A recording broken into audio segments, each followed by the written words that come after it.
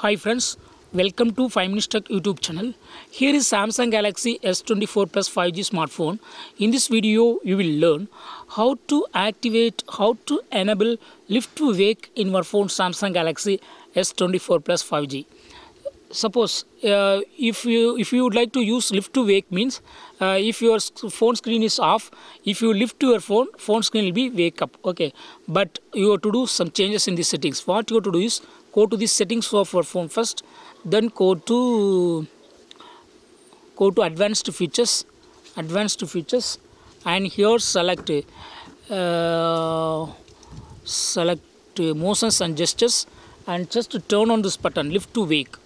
And now lock your screen and make your screen is off. And yes, I have done my screen off. Okay, now lift to wake. Okay, just lift your phone like this. See here, phone screen is waked up. Okay, so in this way you can easily activate or enable lift to wake in your phone Samsung Galaxy S24 Plus 5G. That's all friends, thanks for watching, bye.